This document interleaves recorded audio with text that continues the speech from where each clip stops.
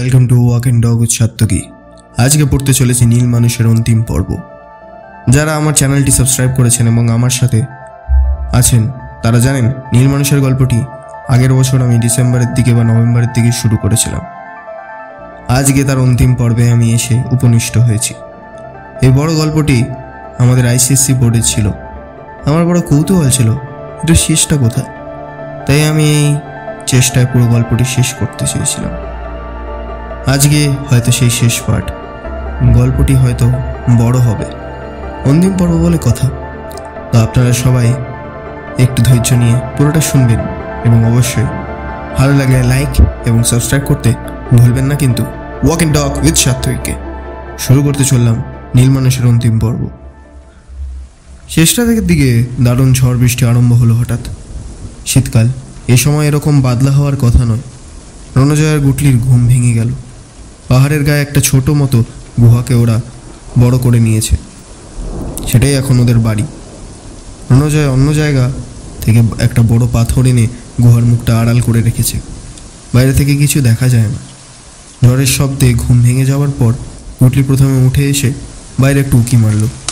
মরমর করে গাছ ভাঙার শব্দ হচ্ছে, বাতাসেও একটা গো গো শব্দ। এরকম ঝড় বৃষ্টি গুটলি 7 জন্মে দেখেনি। সে ভয় পেয়ে ভেতরে ছুটে এসে রণজয়কে ডাকলো। রণজয় ঘুম ভেঙে গেলেও সে সহজে উঠতে চায় না। বেশ শীত পড়েছে। সে কম্বলটা গায়ে ভালো করে জড়িয়ে নিয়ে বলল, বৃষ্টি পড়ছে, তাতে ভয়ের কি আছে? আমাদের গুহার মধ্যে তো আর জল ঢুকবে না। গুটলি বলল, কিরকম ভয়ঙ্কর একটা শব্দ হচ্ছে, বাইরে এসে একবার শুনে দেখো। মনে হচ্ছে যেন মহাপ্রলয় শুরু হয়েছে, যদি সারা পৃথিবী ভেসে যায়। রণজয় তাচ্ছিল্যের সঙ্গে বলল, পৃথিবী ভাসলেই হলো আর কি, এখন ঘুমাও, সকালে দেখবে সব ঠিক হয়ে গেছে। এই সময় বাইরে যেন একসঙ্গে 100টা কামান ফাটার শব্দ এলো। গুটলি রণজয়ের হাত চেপে ধরে কাঁদো কাঁদো গলায় বলল, ও কি ও কি, পাহাড় ভেঙে পড়ছে। রণজয় হেসে বলল, ভয় কিসের গুটলি ভাইয়া, বাজের আওয়াজ শোনোই কখনো? এত জোরে বাজ পড়ে কখনো? আমরা গুহার মধ্যে রয়েছি তো, তাই আওয়াজটা বেশি মনে হচ্ছে। ঠিক আছে, চলো দেখি বাইরে। রঘু কোথায়? রঘু কাঁদছে। রণজয়কে এবার উঠতেই হলো। গুহাটা অনেকখানি লম্বা, ভেতরে 2-3টে ঘরের মতন খোপ। তারই একটা খোপে ওদের রান্নাঘর, সেখানেই থাকে রঘু।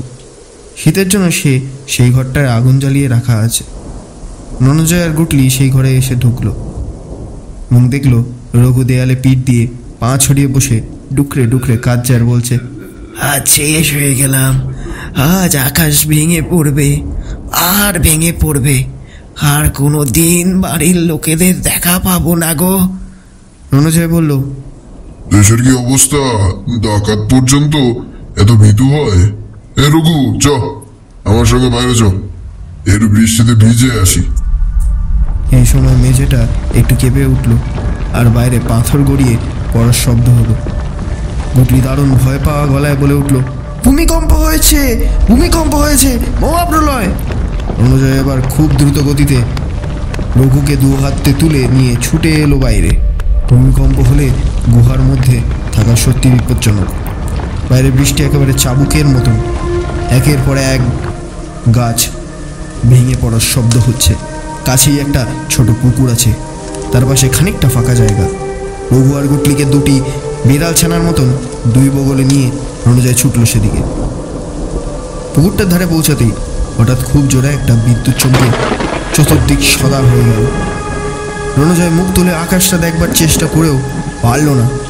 সে অজ্ঞান হয়ে পড়ে গেল মাটিতে। রণজয়ের যখন জ্ঞান ফিরল তখন ঝড় বৃষ্টির কোনো চিহ্নও নেই, দিনের আলো ফুটে গেছে। রণজয় ধর্মর করে উঠে বসলো। কি হয়েছিল কাল রাত্রিরে?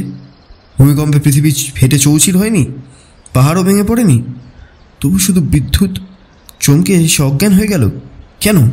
তার মাথায় কি বাজ পড়েছিল? মাথায় বাজ পড়লে কি কেউ বাঁচে? রণজয় নিজের 2 গালে চড় মারল কয়েকটা। ব্যথা লাগছে তো, তাহলে সে মরেনি। গুটলি আর রঘু তার দুপাশে অজ্ঞান হয়ে পড়ে আছে। পুকুর থেকে আজলা জল করে এনে রণজয় ছিটিয়ে দিল ওদের মুখে।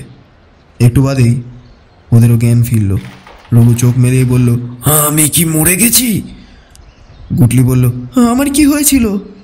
অনুজয় বলল, ঝড়ে শুধু কয়েকটা গাছ ভেঙে পড়েছে, আর কিছু হয়নি। সামান্য একটু মাটি চেপেছিল। রঘু যা, উনুনে আগুন দে, চা রুটি বানা, আমার বড় খিদে পেয়েছে আবার। রঘু আবার কাঁদতে শুরু করে দিল, ভেউ ভেউ করে। অনুজয় অবাক হয়ে বলল, আরে এই ঢাকাটা দেখছি বাচ্চাদেরও অদম হয়ে গেছে। এই, তোর আবার কান্নার কি হলো? রঘু বলল, আমি দোষ করেছি বটে, তা বলে কি কোনোদিনও ছুটি পাবো না। গুটলি বলল, কতগুলো ডাকাতি করেছিলি মনে নেই? তোকে যদি পুলিশের হাতে ধরিয়ে দিতাম তাহলে সারা জীবন জেলে পৌঁছতে হতো। রঘু বলল, রোজ রোজ রান্না করাচ্ছে, জেলে থাকাও ভালো।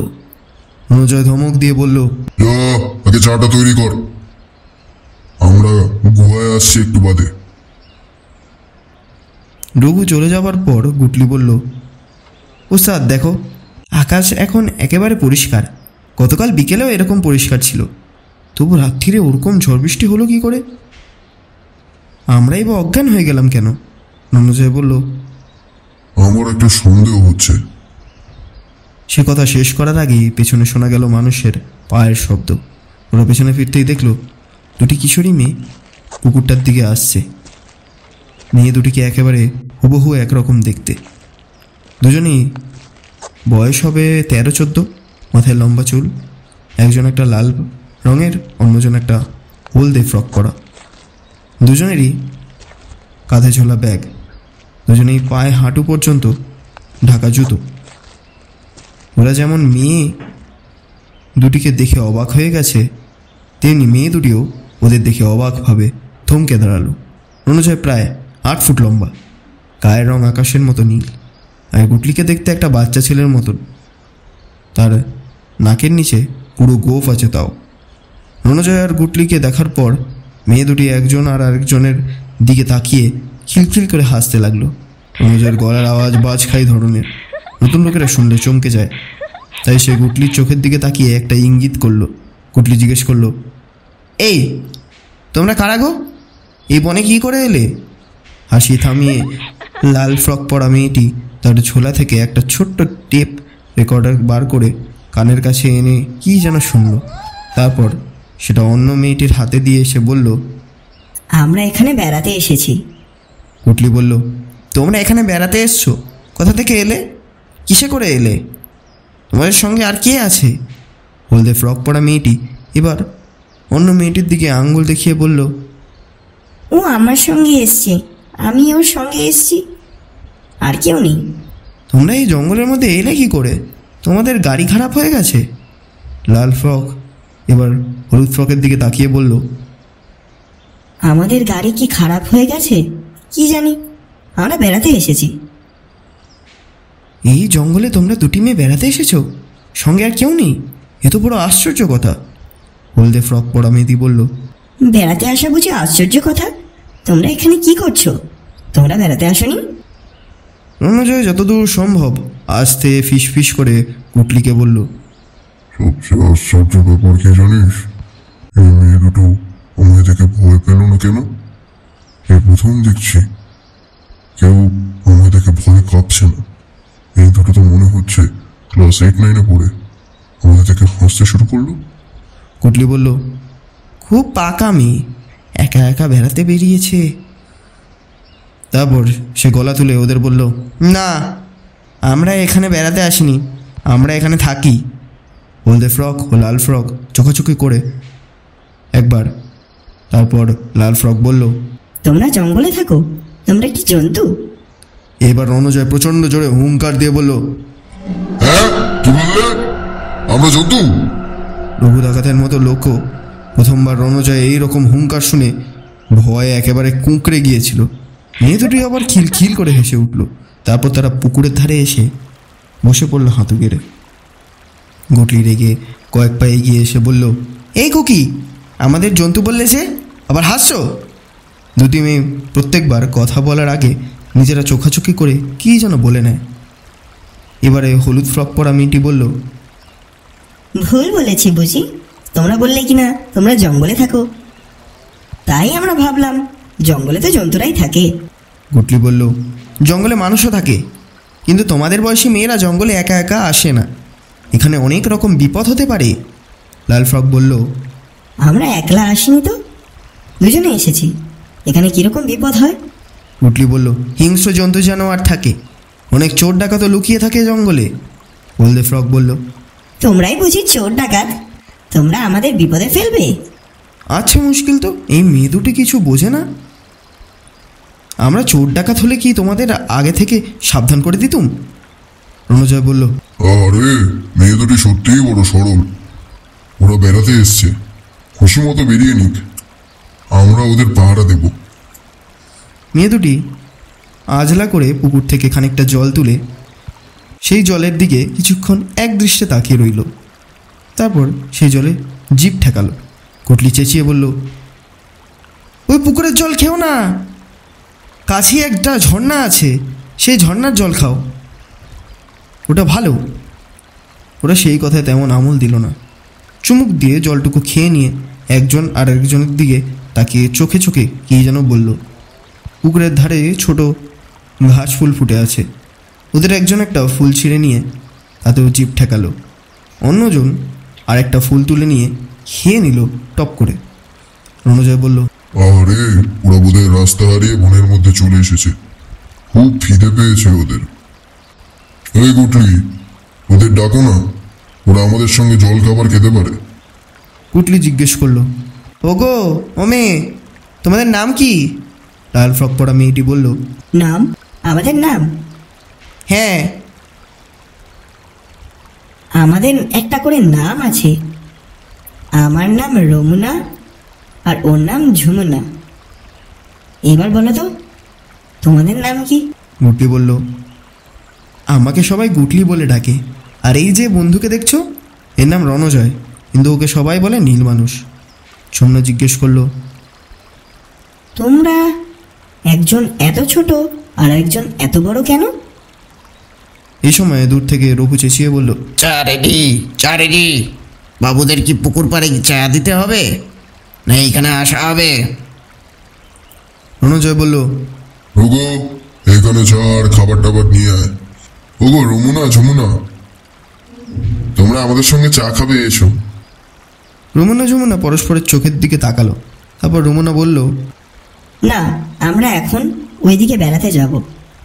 তারা দুজনে নেমে পড়লো পুকুরে। তারপর পাশাপাশি দুটি হাঁসের মতন নিঃশব্দে সাঁতার কাটতে কাটতে চলে গেল ও পারে।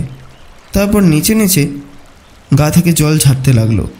পুকুরের ওই ধারে একটা বন তুলসীর ঝোপ, মেয়ে দুটি সেখান থেকে টপাটপ ফুল ছিঁড়ে ছিঁড়ে খেতে লাগলো। রণজয় বলল, কি সুন্দর দেখাচ্ছে ওদের, ওরা কি মেয়ে না প্রজাপতি? কুটলি চোখ গোল গোল করে বলল, ওরা জুতো পরে জলে নেমে গেল, জুতো পরে সাঁতার কাটলো, এ কি গুন্ডা মেয়ে রে বাবা, ওরা আবার ফুল খায়।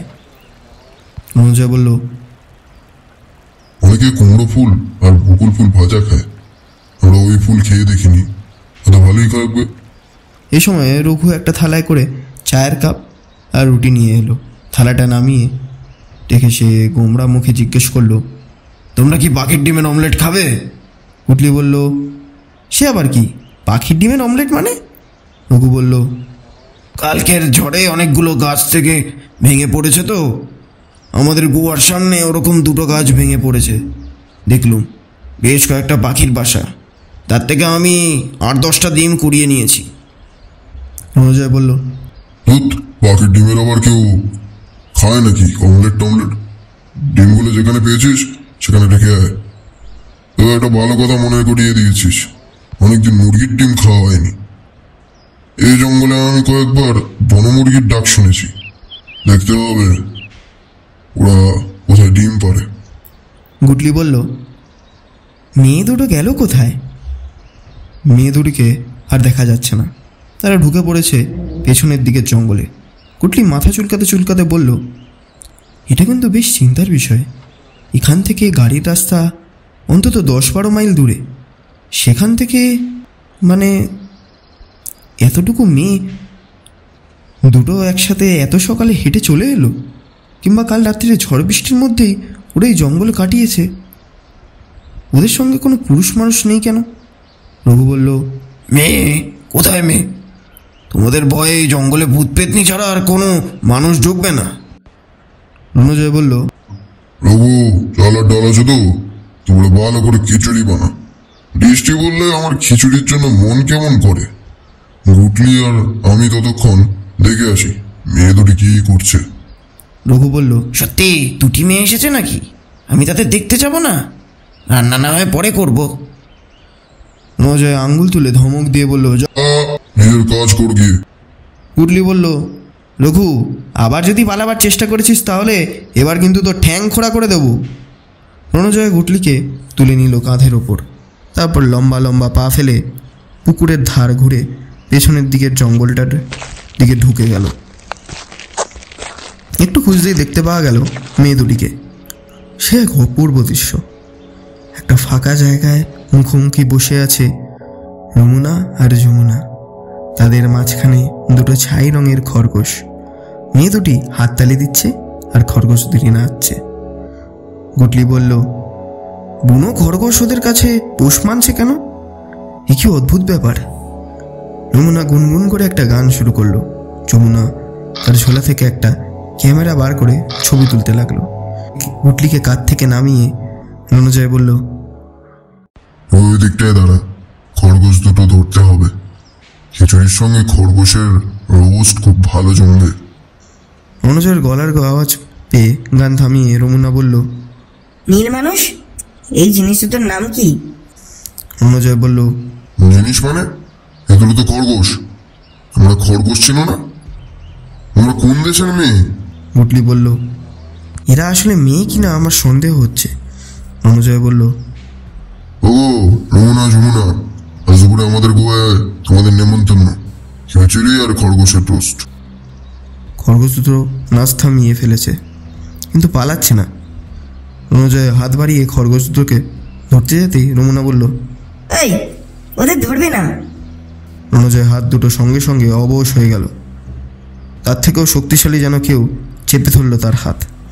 সে প্রচণ্ড চেষ্টা করেও তার হাত দুটো নামাতে পারল না।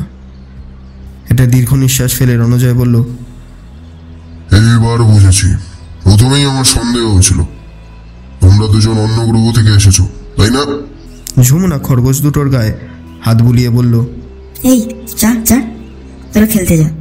খরগোশ দুটো এবার 3 লাফে পালিয়ে গেল পাশের ঝোপে। যমুনা বলল, আমরা তো অন্য গ্রহ থেকে আসিনি, আমরা অনেক দূরে থাকি। রাত্রির বেলা তোমরা যে ছায়াপথ দেখতে পাও সেইখানে ছুটির সময় আমরা বেড়াতে যাই। আমরা দুজনেই তো ফুল নিয়ে পড়াশোনা করি, তাই তোমাদের এখানে ফুল চেখে দেখতে এসেছি। তোমাদের এই ছোট্ট জায়গায় অনেক রকম ফুল ফোটে। যমুনা বলল, আমরা নিজের মনে বেরোবো, তোমরা তোমাদের কাজ করতে যাও না। রণজয় বলল, কাল রাত্রিরে একটা মহাকাশযান তোমাদের এখানে নামিয়ে দিয়ে গেছে, ঠিক তাই না? সেজন্যই হঠাৎ এরকম ঝড় বৃষ্টি আর ভূমিকম্প হলো। বেশ বড় স্পেসশিপ মনে হচ্ছে। তোমরা সঙ্গে অদৃশ্য বডিগার্ড নিয়ে এসেছো বুঝি? রমুনা বলল, বডিগার্ড আবার কি? কেন, আমরা নিজেরা ঘুরে বেড়াতে পারি না? রণজয় বলল, আমার হাত দুটো কে চেপে ধরেছে তাহলে? ছেড়ে দিতে বলো তাকে। মেয়ে দুটি কথা শুনে এসে গড়াগড়ি দিতে লাগলো। খুব মিষ্টি তাদের হাসির শব্দ, ঝর্ণার কুলকুল শব্দের মতন। যমুনা বলল, তোমার হাত আবার কে ধরে থাকবে? আমরা তো কারোকে দেখতে পাচ্ছি না। তোমার হাত দুটো ওরকম উঁচু করে রেখেছো কেন? নিচে নামাও। রণজয় হাত দুটো আবার স্বাভাবিক হয়ে গেল। সে তাকালো গুটলির দিকে। গুটলির মুখখানা ভয় শুকিয়ে গেছে। সে ফিসফিস করে বলল, ওস্তাদ, এই মেয়ে দুটোর চোখ একেবারে সবুজ, ভেতরে যেন আলো জ্বলছে। এটা কি সত্যিকারের মেয়ে? রণজয় বলল, সেটাও একটা কথা বটে। ওগো রমুনা, যমুনা, তোমরা কি সত্যিকারের মেয়ে নাকি তোমাদের চেহারা অন্যরকম? ইচ্ছা করে পৃথিবীর মেয়ের রূপ নিয়েছো? রমুনা বলল, আমরা আমাদের মতন, আমরা হঠাৎ পৃথিবীর মেয়ে সাজতে যাব কেন? তোমরা বাবু এখন যাও, আমাদের অনেক কাজ আছে। তোমাদের পৃথিবীর সব রকম ফুল আমাদের একটু একটু খেয়ে দেখতে হবে। ওই যে ওই বড় গাছটায় ফুল ফুটে গেছে, ওগুলো কি ফুল? রণজয় বলল, ওটা শাল গাছের ফুল। অত উঁচু থেকে তোমরা পারবে কি করে? দাঁড়াও, আমি বেড়ে দিচ্ছি। রণজয় উঠে দাঁড়াবার আগে রমুনা তত্তর করে সে গাছে উঠে গেল। ঠিক গাছ বেয়ে ওঠা নয়, জুতো পরা অবস্থাতে সে যেন হেঁটে উঠে গেল গাছটার ডগায়। খানিকটা ফুল পেরে এনে নিজে নিজে একটু খেয়ে দেখল, বাকিটা দিল রমুনাকে। রণজয় বলল, বুঝলাম, মাধ্যাকর্ষণ তোমাদের আটকাতে পারে না। তা শোনো রমুনা আর ঝুমুনা, এই পৃথিবীর মানুষ তোমাদের কাণ্ড কারখানা দেখে অবাক হয়ে যাবে, কিন্তু আমি মহাশূন্যের অন্য অনেক গ্রহ নক্ষত্র করে এসেছি। আমি নীল মানুষের গ্রহে গেছি, অদৃশ্য মানুষের গ্রহে গেছি, তারপর যেখানে মানুষ খেকো রাক্ষসে গাছ থাকে সেখানে। তোমরা ঠিক উদ্দেশ্যে এসেছো, বলো তো কি উদ্দেশ্য তোমাদের? শুধু ফুল খেতে? আমাদের পৃথিবীর কোনো ক্ষতি করতে আসনি তো? রমুনা বলল, কি বিচ্ছিরি কথা! আমরা তোমাদের ক্ষতি করব কেন? আমরা বেড়াতে এসেছি, আজ রাত্রিরে আবার ফিরে যাব। বাহ, তাহলে তো তোমরা আমাদের অতিথি। আজ দুপুরে খিচুড়ি খেতে চলো আমাদের সঙ্গে। আচ্ছা, আমি যে খরগোশ দুটো ধরবার চেষ্টা করলাম, তোমরা বাধা দিলে কেন? বলেছি তো, তোমরা আমাদের বিরক্ত করো না, আমাদের ইচ্ছে মতো বেড়াতে দাও, তোমরা অন্য জায়গায় যাও। আমাকে এরকম বুকে বুকে কথা বলছে। জানো, তোমাদের বয়সী ছেলেমেয়েরা আমাকে দেখেই কত ভয় পায়। যারা ভয় পায় তুমি তাদের ভয় দেখাও গে। আমরা ভয় পেতে একদম ভালোবাসি না। গুটলি বলল, ওস্তাদ চলো কেটে পড়ি, ওদের চোখের দিকে তাকালেই আমার বুক কাঁপে। রণজয় বলল, সে কি রে, তোর পুচকে মেয়েকে দেখে আমরা ভয় পেয়ে পালাবো? তাহলে দেখ। রণজয় দু হাতে রমুনা আর ঝুমুনাকে তুলে নিয়েই ছুড়ে দিল শূন্যে, তারপর তাদের হাত বদল করে আবার লুফে দিয়ে নিল। বলল, এবার কেমন লাগলো? রমুনা বলল, আমাদের মাটিতে নামিয়ে দাও। যমুনা মুচকি এসে বলল, এটা আবার একটা খেলা নাকি? তোমরা অন্য একটা খেলা দেখবে? মাটিতে দাঁড়িয়ে ঝুমুনা একটা আঙ্গুলের ছোঁয়া দিতেই গুটলি আর রণজয়কে শুধু ঘুরিয়ে দিল একবার। সঙ্গে ওরা দুজন দু সাইজের লাট্টুর মতন বনবন করে ঘুরতে লাগলো। রণজয় চেঁচিয়ে বলল, থামাও, থামাও, আমাদের থামিয়ে দাও। রমুনা আর ঝুমুনা হেসে গড়াগড়ি খেতে খেতে বলতে লাগলো মাটিতে। দূরে হঠাৎ অনেক লোকজনের গলার আওয়াজ পাওয়া গেল, কারা যেন এইদিকেই আসছে। ঝুমুনা এবার হাসি থামিয়ে উঠে বসলো।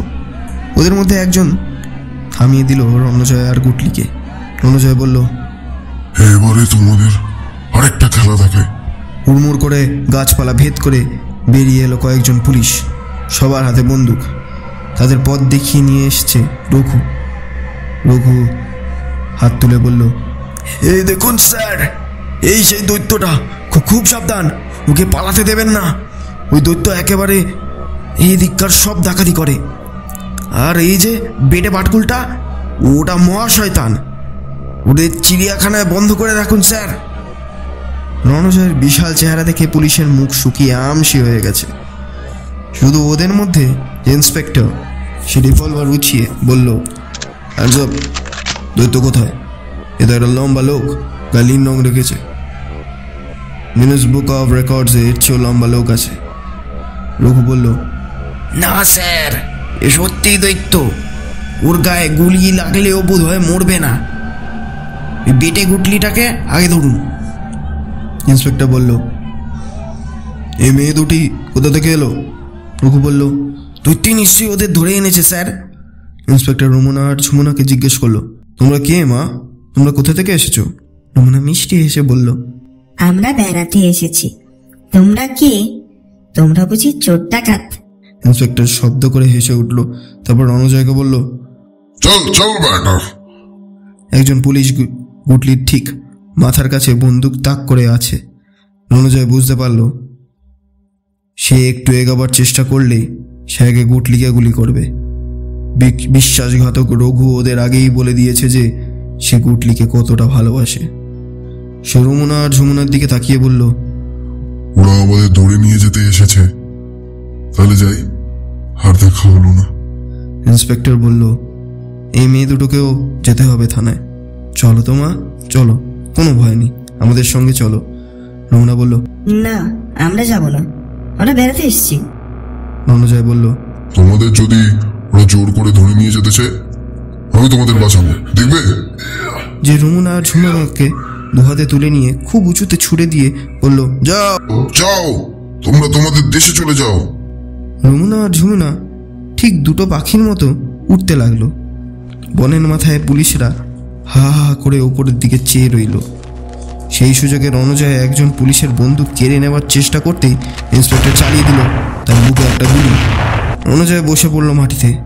রমনা আর ঝুমুনা ওপরে উঠতে উঠতে একজন আরেকজনকে বলল, ওই লম্বা লোকটা মোটে একটা খেলাই জানে,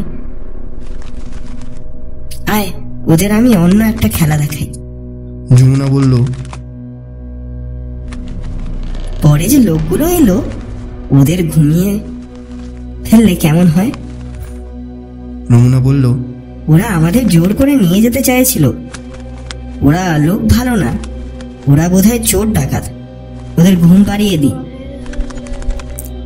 ঝুমুনা আর রমনা উঠতে উঠতে একটা সুন্দর গান ধরল, ঠিক যেন বাঁশির মতো আওয়াজ ধরল তাদের গলা দিয়ে। সেই গান শুনে এক একজন পুলিশ ধুপ ধুপ করে পড়ে যেতে লাগলো মাটিতে। সবাই অজ্ঞান, এমনকি গাছের পাখিরাও ঘুমিয়ে পড়ল। রমনা আর ঝুমুনা নিচে নেমে এসে রণজয় আর গুটলির হাত ধরে আবার উড়ান দিল। বনের মাথা ছাড়িয়ে অনেক অনেক ওপরে, প্রায় মেঘের কাছে চলে এলো ওরা। রণজয়ের বুকে গুলি লেগেছে, রক্ত ঝরছে সেখান থেকে, কিন্তু তার প্রাণ আছে। রমনা আঙ্গুল করে তার মুখের থুতু রণজয়ের ক্ষতস্থানে লাগিয়ে দিতে তার রক্ত বন্ধ হয়ে গেল। চোখে ফু দিয়ে ওদের জ্ঞান ফিরিয়ে আনলো ঝুমুনা। তারপর বলল, এবার মেঘের পিঠে বসিয়ে দেব তোমাদের, ভাসতে ভাসতে চলে যাবে সমুদ্র। এই খেলাটা তোমরা জানো? রণজয় বলল, না, জানি না। লক্ষ্মী দুই মেয়ে, তোমাদের কাছে আমি হেরে গেছি, হেরে গিয়েও আনন্দ হচ্ছে। ঘুম থেকে উঠে একটা মস্ত হাই তুলল রণজয়। বলল, ধুৎ, আর এই জঙ্গলে থাকতে ভালো লাগে না। দিনের পর দিন একই রকম সবকিছু একঘেয়ে হয়ে গেছে।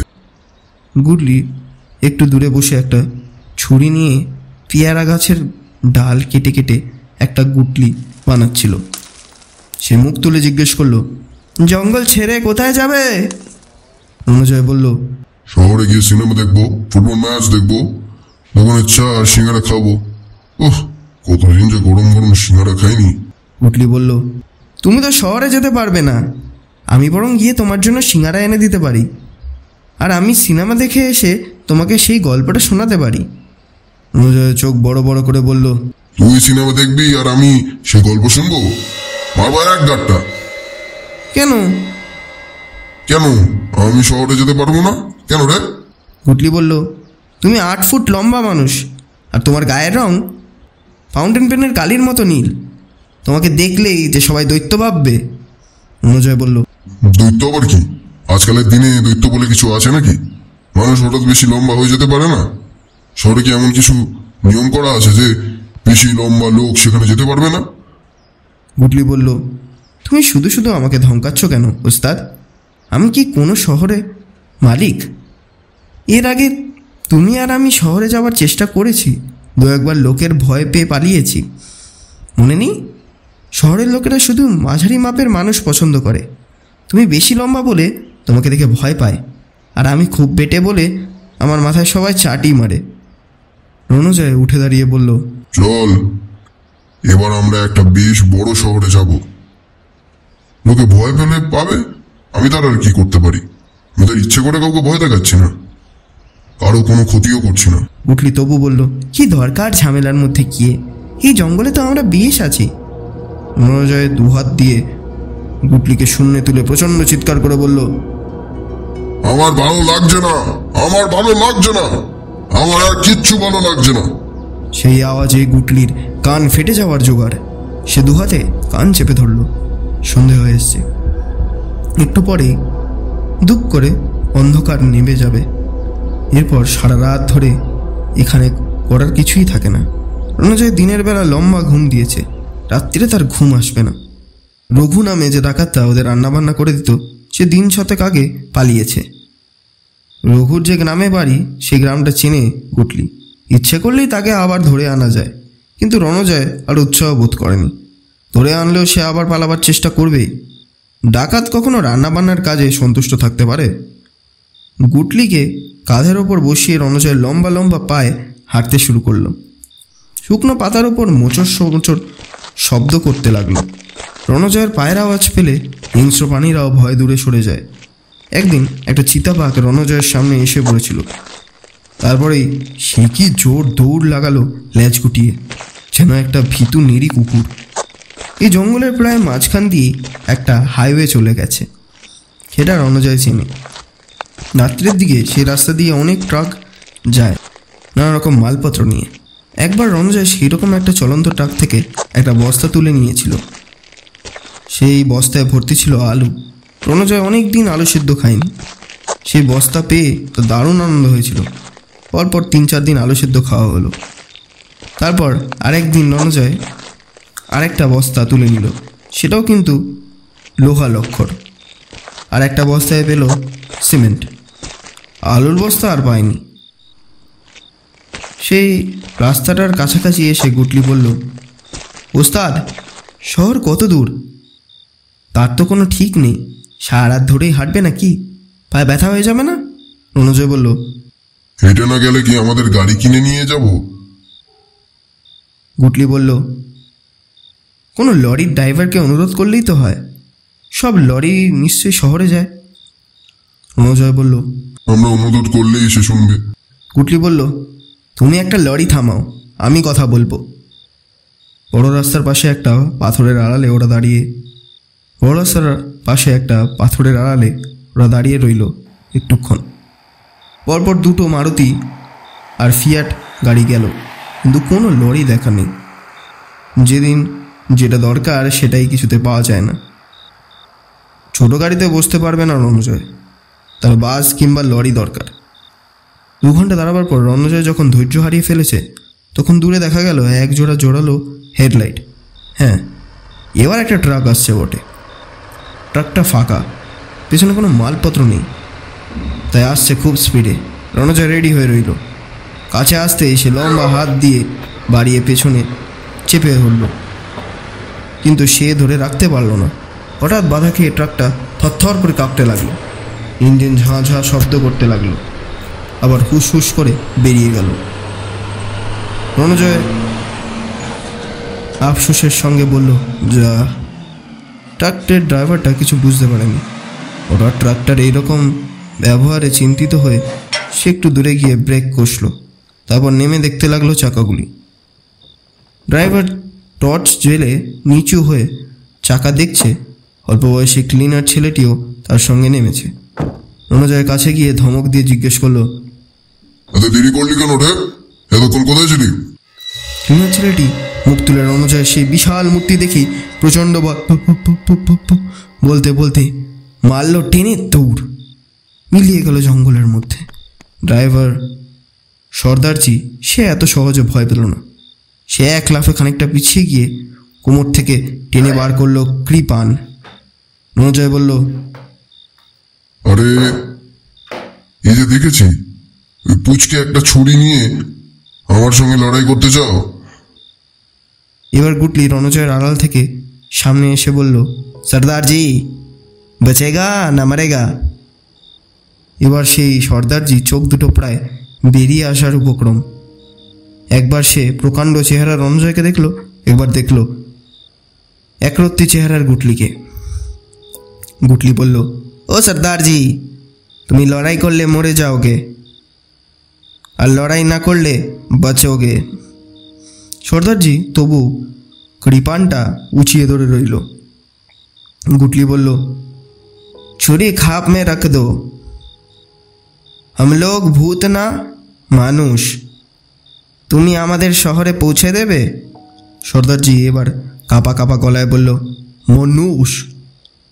রণজয় বলল, আরে বাবা, মানুষ। একটু বেশি লম্বা হয়ে গেছি, তাতে কি হয়েছে? আমাদের কথা শুনে চলো, তাহলে তোমার কোনো ভয় নেই। গুটলি বলল, তোমার সাকরেত্তি কোথায় ভয় পালালো? ডাকো তাকে। রণজয় ড্রাইভারের পাশের সিটে বসে পড়ল। উফ, কতদিন পর গাড়ি চাপছে। আমিও যে একসময় ভদ্রলোকের বাড়ির ছেলে ছিলাম তা ভুলেই ছিলাম প্রায়। একেবারে জঙ্গলি হয়ে গেছি। কুটলি আর সর্দারজি মিলে খানিকক্ষণ ডাকাডাকি করলো ক্লিনারটিকে, কিন্তু তার আর পাত্তা পাওয়া গেল না। এবার সর্দারজি উঠে বসে রণজয়কে আবার ভালো করে দেখল। হাত বাড়িয়ে রণজয়ের গায়ে আঙ্গুল ঘষল একবার। রং করা হয়নি তো? রণজয়ের গায়ের চামড়া সত্যিই ঘন নীল, মুখখানা নীল। ড্রাইভারটি জিজ্ঞেস করলো, ऐसा कैसे हुआ? রণজয় বলল, সে অনেক লম্বা গল্প, তোমাকে চট করে বোঝানো যাবে না। ড্রাইভার বলল, কিছু দওয়াই খাওয়া হো, हमको दो, আমার শরীরটাও তোমার মতন করে দাও। রণজয় হেসে বলল, ওরে গুটলি, এই যে আমার মতন হতে চায়। কুটলি ড্রাইভার দাড়িওয়ালা থুতনি ধরে নেড়ে দিয়ে বলল, হয়তো সোজা নয় ছাদু, এবার গাড়ি স্টার্ট করে দাও। গাড়ি চলতে শুরু করার পর রণজয় বলল, ওরে গুটলি, এরকম একটা নেংটি পরে শহরে যাব কি করে?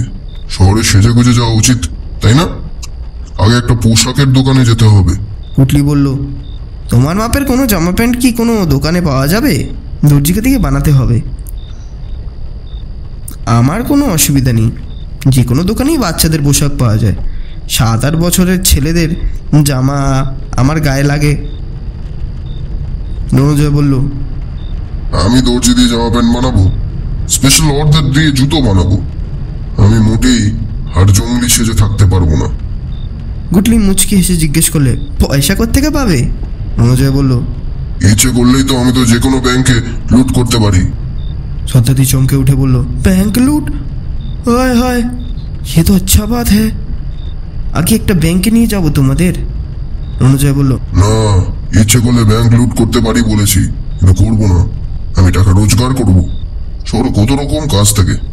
সর্দারজি বলল, হ্যাঁ হ্যাঁ, আমি আপনাদের কাজ দেব। ডক্টর ছুটে চলেছে। অন্ধকার ভেদ করে জঙ্গল পাতলা হয়ে এসছে ক্রমশ। আকাশে আর চাঁদ নেই। খানিকক্ষণ চুপ করে থাকার পর রণজয় বলল, আমি মহাশূন্যে অনেকগুলো গ্রহ ঘুরেছি, কত রকম রকেট চালিয়েছি, অথচ আমি গাড়ি চালানো শিখিনি। আমি ইন্টারগ্যালাকটিক মিসাইল চালাতে পারবো এবং পেরেওছি, আর এরকম একটা ট্রাক চালাতে পারবো না। কুটলি বলল, চেষ্টা করে দেখো না, পারতেও পারো। ঠিক বলেছিস তো, কখনো চেষ্টা করে দেখিনি। এবার চেষ্টা করতে তো দোষ কি? সর্দারজিকে সরে বসতে বলো। সর্দারজি ব্রেক কষে,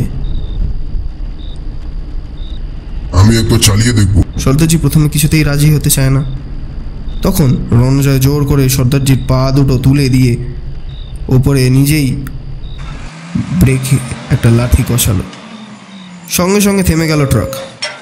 সর্দারজিকে পাঁজা কোলা করে তুলে পাশে সরিয়ে দিয়ে রণজয় নিজে বসলো স্টিয়ারিংয়ে। তারপর বলল, দেখে নিয়েছি, এটা সুইচ, এটা গিয়ার, আর এটা অ্যাক্সেলারেটর। আর ব্রেক তো সবাই চেনে। যে পাইলট প্লেন চালায় সে কি গাড়ি চালাতে পারবে না? জয় মা কালী, দেখা যাক কি হয়। সুইচ দিকে অ্যাক্সেলারেটর চাপ দিতেই ট্রাকটা হঠাৎ বিরাট জোরে ছুটতে লাগলো। সর্দারজি আত্মস্বরে চেঁচিয়ে উঠল, রোকো রোকো রোকো, মোর জায়গা। রণজয় অ্যাক্সেলারেটরের উপরে পা আলগা করে ফেলল। প্রথমেই বেশি স্পিড হয়ে গেছে, এই তো কমিয়ে দিচ্ছি। সেকেন্ড গিয়ার, থার্ড গিয়ার, ব্যাস, এবার ঠিক আছে। সত্যি এবার ট্রাকটা বেশ স্বাভাবিকভাবেই চলছে। গুটলি আনন্দে হাততালি দিয়ে উঠল। রণজয় বলল, গাড়ি চালানো তো হলো, এমন কি শক্ত ব্যাপার না। ব্যাস, এবারে শহরে গিয়ে জামা কাপড় তৈরি করে কাজ করে টাকা রোজগার করব, সিনেমা দেখবো, সিঙ্গারা কচুরি খাবো, গাড়ি নিয়ে বেরাবো। এবার রণজয় ট্রাকটা চালাতে লাগলো। সর্দারজি তাকে বলতে লাগলো, ডান দিকে না, বাঁ দিকে যেতে হবে। প্রায় রাত 1টার সময় দেখা যেতে লাগলো পাকা বাড়িঘর, অনেকটা শহরের মতন। সর্দারজি বলল, এখানে থামবে? এখানে আমার ট্রাক ডিজেল ভরে নিতে হবে। আমার চেনা একজনের পেট্রোল পাম্প আছে, সেখানে ভালো খানিপানা খাবে। রণজয় বলল, দাদা নামা যেতে পারে। গুটলি বলল, খেতেও পাচ্ছে বেশ। পেট্রোল পাম্পের পাশে ট্রাকটা থামবার পর সর্দারজি বলল, আপ লোক আগে বসুন, আমি পাম্পের মালিকের সঙ্গে বাতচিত করে আসি। প্রথমে আপনাকে দেখলে ভয় পেয়ে যাবে। রণজয় বলল, সেটা ভালো কথা। সর্দারজি নেমে ভেতরে চলে গেল। পেট্রোল পাম্পের পেছনের দিকে একটা লম্বা গুদামের মতো বাড়ি, কাছাকাছি আরও কয়েকটা দোকান রয়েছে, কিন্তু সেগুলো এখন বন্ধ। চতুর্দিক নির্ঝুম। একটু পরে সর্দারজির সঙ্গে 2-3 জনকে নিয়ে এগিয়ে এলো এদিকে। তাদের মধ্যে একজনের পেট মোটা, পিপের মতো চেহারা। সে ব্যস্ত হয়ে বলল, কোথায় কোথায় রে দৈত্য? সর্দারজি ট্রাকের দরজা খুলে বলল, নেমে আসুন বাবুজি।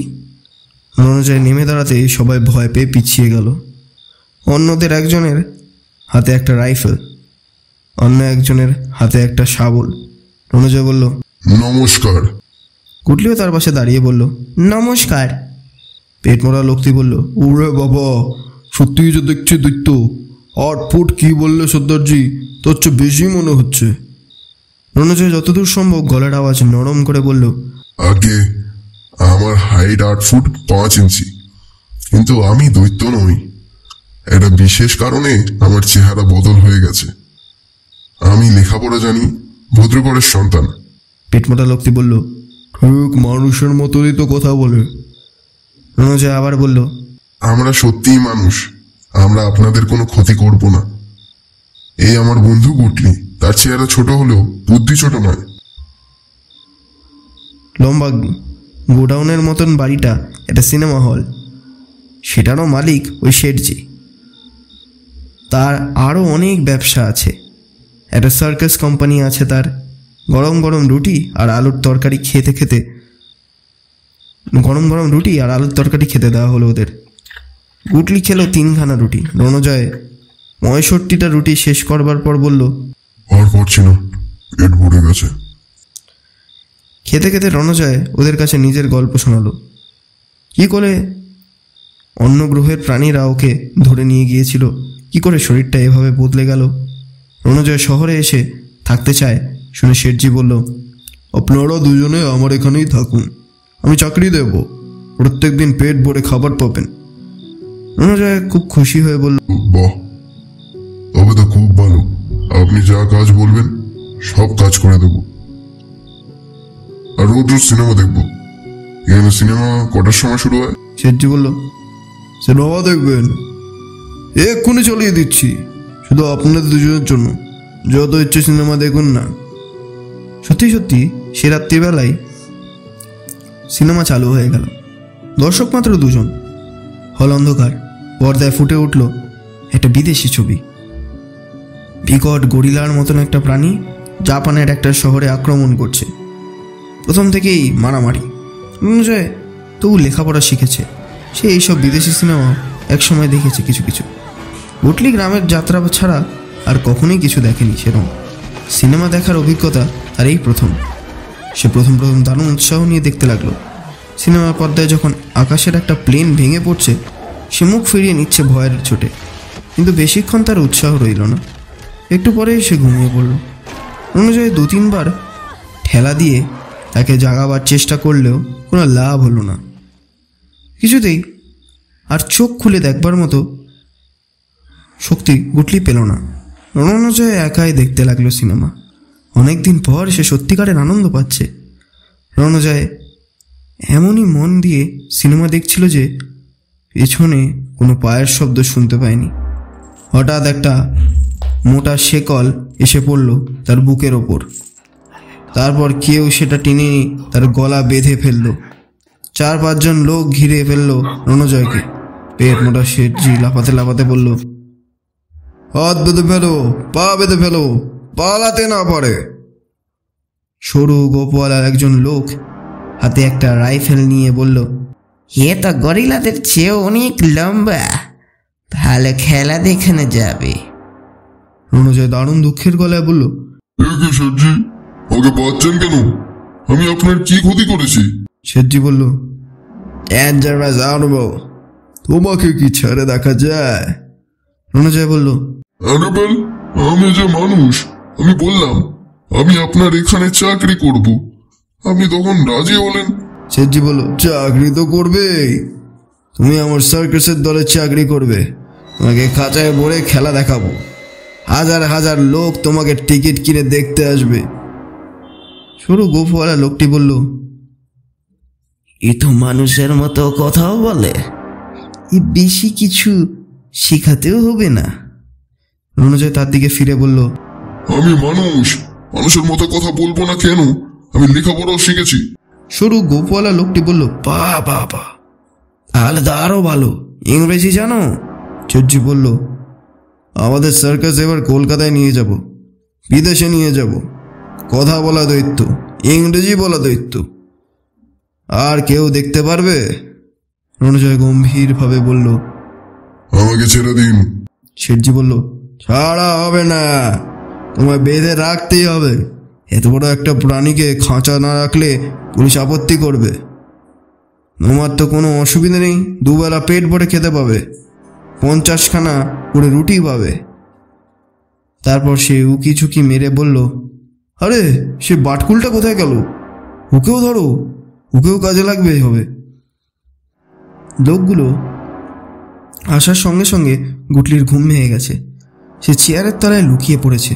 গোফওয়ালা লোকটি নিচু হয়ে দেখে বলল, এই যে ইঁদুরের মতো বাড়াচ্ছে। শেঠজি বলল, ধরো ধরো ধরো, ওকে ধরো। রণজয় চেঁচিয়ে উঠল এবং বলল, উঠলে তুই বলা, ধরা দিবি না। 3-4 জন লোক মিলে তারা করে গেল গুটলিকে, কিন্তু তাকে ধরা সহজ নয়। ইঁদুর বেলার খেলার মতন গুটলি এঁকে বেঁকে এদিক ওদিক ছুটে ওদের হাত এড়িয়ে পালাচ্ছে।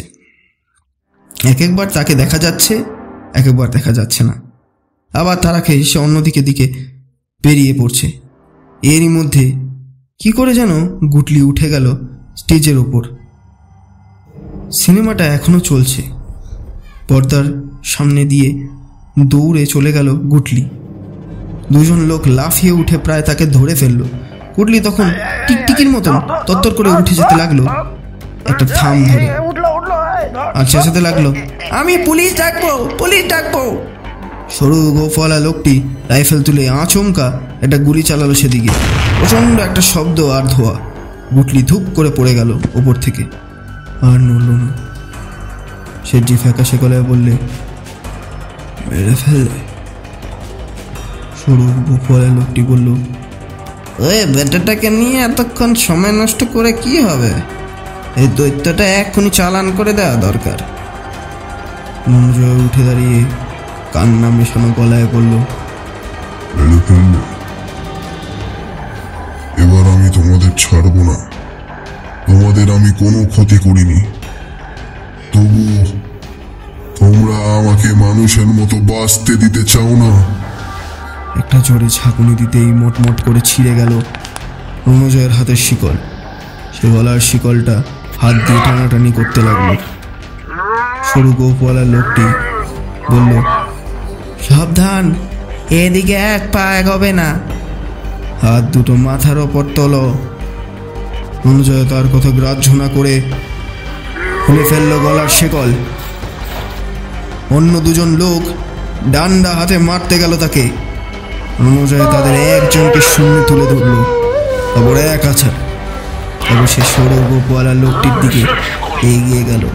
লোকটি বলল, মা তার উপর হাত তোলো, নইলে তোমার বুকে গুলি করব, এক গুলিতে তুমি ছাতু হয়ে যাবে। শেঠজি বলল, মেরো না, ওকে মেরো না, ওকে বাঁচিয়ে রাখলে অনেক রোজগার হবে। রণজয় সরু গোপওয়ালার দিকে স্থির দৃষ্টিতে তাকিয়ে বলল, তুমি আমার বন্ধুকে মেরেছ, তোমাকে আমি শেষ করব। সরু গোপওয়ালা লোকটি ভয় পেয়ে দড়াম করে চালিয়ে দিল গুলি। ধরা শোয়া যাওয়ার পর দেখা গেল রণজয় এক জায়গায় স্থির হয়ে দাঁড়িয়ে আছে, তার চোখ দুটো যেন জ্বলছে প্রচণ্ড রাগে। শেঠজি আর 2-3 জন লোককে একসঙ্গে বলে উঠল, গুলি লাগেনি। রণজয় বলল, কোনো গুলি আমার শরীর ভেদ করতে পারে না। তারপরেই যেন শুরু হয়ে গেল একটা প্রলয় কাণ্ড। রণজয় এক একটা চেয়ার তুলে ছুঁড়ে মারতে লাগলো ওই লোকগুলোর দিকে। ভয় ছোটে হুড়ুহুড়ি করে পালাতে গিয়েও আছাড় খেয়ে পড়ে গেল জোরাজোরি করে। রণজয় প্রত্যেক প্রত্যেককে তুলে তুলে মাথা ঠুকে দিতে লাগলো দেয়ালে। তারা অজ্ঞান হয়ে গেলেও রণজয়ের রাগ কমলো না। সে তবু ভাঙতে লাগলো সব চেয়ার। সিনেমার পর্দাটিও ছিঁড়ে ফালা ফালা করে দিতে লাগলো। তারপর গুটলির কাছে গিয়ে মাউ মাউ করে কাঁদতে কাঁদতে বলল, হায় হায় প্রিয় বন্ধু, তুমি আমায় ছেড়ে চলে গেলে। গুটলি অমনি তরাক করে উঠে বসে বলল, আমার গায়ে আসলে লাগেনি, আমি মটকা মেরে পড়েছিলাম। রণজয় বলল, বেঁচে আছো? বাঁচালে আমাকে, তোমাকে ছাড়া আমি কি করে বাঁচতাম। দেখি কি হলো, আমরা শহরে এলাম চাকরি করতে, আর এরা আমাকে খাঁচায় ভরে রাখতে চাইলো। গুটলি বলল, শহর এরকমই, শহরে সবাই খাঁচার মধ্যেই থাকে, দেখছো না বাড়িগুলো কেমন খাঁচার মতন। চলো আমরা জঙ্গলে যাই। দুজনে বাইরে বেরোতেই দেখলো সেখানে বিরাট একটা ভিড় জমে গেছে। সে ট্রাক ড্রাইভার সর্দারজি অনেক লোককে জোগাড় করেছে এর মধ্যে। রণজয়কে দেখেই সে বলে উঠল, পাকড়ো পাকড়ো, গরিলা গরিলা দৈত্য। রণজয় দু হাতে তুলে বলল, ভাই সাহেব, ভয় নেই, আমি গরিলাও না দৈত্য না, আমি কারোর কোনো ক্ষতি করবো না। অনেকে একসঙ্গে ইট পাথর ছুঁড়ে মারতে লাগলো তার দিকে। রণজয় 3 বার একই কথা বোঝাবার চেষ্টা করলো, কিন্তু কেউ যেন তার কথা বুঝতেই পারছে না। রণজয় যখন চেঁচিয়ে কথা বলে তখন মেঘের আওয়াজের মতো শোনায়। জনতা এমন চেঁচামেচি করছে যে রণজয়ের কথা কেউ শুনছেই না। কয়েকটা পাথরের টুকরো লাগলো গুটলির মাথায়, তারপর কপাল ফেটে রক্ত বেরোতে লাগলো। তখন রাগে অন্ধ হয়ে রণজয় একটা লম্বা বাঁশ তুলে নিয়ে বলল, আজ সবাইকে শেষ করবো। গুটলি বলল, শুধু শুধু মানুষ মেরে লাভ নেই বন্ধু, চলো আমরা এখান থেকে চলে যাই। সে এক দৌড়ে গিয়ে উঠল ট্রাকটায়। রণজয় বাঁশ ফেলে ড্রাইভারের সিটে উঠে বসলো। সর্দারজি ছুটে এসে বলল, আরে আরে আমার ট্রাক নিয়ে ভাগছে, পকড়ো পকড়ো। রণজয় হাত বাড়িয়ে সর্দারজিকে এক ধাক্কা দিতেই সে ছিটকে পড়ে গেল অনেক দূরে। ট্রাকটা এবার গর্জন করে বেরিয়ে গেল। কিছু লোক পেছন পেছন ছুটে এসেও ধরতে পারল না। কিছু দূরে সে এক ফাঁকা রাস্তায় পড়বার পর রণজয় ফুঁপিয়ে ফুঁপিয়ে কেঁদে উঠল। গুটলি বলল, দুঃখ করো না বন্ধু, জঙ্গলই আমাদের ভালো। রণজয় বলল, মানুষ কেন আমাদের দেখলেই মারতে আসে? শুধু চেহারার জন্য? আমরা কি কোনো দোষ করেছি? গুটলি বলল, দেখো জঙ্গলের পশু পাখি গাছপালা তারা আমাদের ভালোবাসে। নদীর জলে তোমার আমার মুখের ছায়া পড়লেও নদী তো রাগ করে না। রণজয় বলল, তা বলে কি আর আমরা কোনোদিন মানুষের সঙ্গে মিশতে পারবো না? চিরকাল জঙ্গলে নির্বাসন থাকতে হবে? গুটলি চুপ করে রইল। দুজনেরই মন খারাপ। সর্দারজি আর শেঠজির কথায় তারা খুব বিশ্বাস করেছিল। ওরা যে এমন বিশ্বাসঘাতকতা করতে পারে গুটলিরা একবারও ভাবতে পারেনি। এখন চুপচাপ করে গাড়ি চালালো রণজয়। সে যে কোন রাস্তায় যাচ্ছে তা জানে না। যে কোনো একটা দিকে গেলেই হলো। কোথাও একটা গভীর বন দেখলে সেখানে থামবে। প্রায় ভোর হয়ে এসছে। হঠাৎ রাস্তার ধারের একটা গ্রামের নাম লেখা বোর্ড দেখে রণজয় বলে উঠল, আরে! গুটলি বলল, কি হলো? রণজয় বলল, গুটলি, আমার আর এই দেশে থাকতে ইচ্ছে করে না। এখানে একবার এই জায়গায় যাব, যদি সেখানেও খারাপ ব্যবহার পাই তাহলে আর কোনোদিন এই দেশে ফিরবো না। গুটলি জিজ্ঞেস করলো, এখানে কোন জায়গায়? রণজয় বলল, এসোই না। ট্রাকটা সে একটা ছোট রাস্তায় ঢোকালো। তারপর অনেকগুলো বাঁক ঘুরে সে এসে থামলো একটা বাগানের ধারে। ট্রাক থেকে নেমে রণজয় গুটলির হাত ধরে নিয়ে এলো একটা পুকুর পাড়ে। কাছেই একটা ছোট দোতলা বাড়ি, সামনে ছোট উঠোন, তার মাঝখানে তুলসী মঞ্চ। রণজয় এক দৃষ্টে তাকিয়ে রইল সে বাড়ির দিকে। গুটলি জিজ্ঞেস করলো, এটা কাদের বাড়ি? রণজয় ধরা গলায় বলল, এ বাড়িতে আমি জন্মেছি, এখানেই আমি বড় হয়েছি। এখান থেকে অন্য গ্রহের মানুষরা আমাকে ধরে নিয়ে গিয়েছিল। কত কষ্ট করে ফিরে এসেছিলাম, কিন্তু আমার চেহারা বদলে গেছে। কেউ আর আমায় চিনতে পারে না। সবাই আমাকে দেখে ভয় পায়। গ্রামের মানুষ আমাকে পুলিশের হাতে তুলে দিতে চেয়েছিল। আমার দাদা আমাকে চিনতে পারলেও বলেছিল, তুই এখান থেকে চলে যা, তুই দৈত্য হয়ে গেছিস রণজয়, মানুষের মধ্যে তুই আর থাকতে পারবি না। এই সময় বাড়ি থেকে বেরিয়ে এলো একটা বাচ্চা ছেলে, 8-9 বছর বয়স, ফুটফুটে চেহারা, হাতে একটা ব্যাডমিন্টন র্যাকেট। রণজয় ফিসফিস করে বলল, আমার দাদার ছেলে, ওর নাম পিকলু। কুটলি জিজ্ঞেস করলো, ও তোমাকে চিনতে পারবে? রণজয় কোনো উত্তর দেওয়ার আগেই ছেলেটি দেখতে পেয়ে গেল তাকে। চোখ দুটো কপালে উঠে গেল। চিৎকার করতে গিয়েও মুখ দিয়ে কোনো আওয়াজ বেরোল না তার।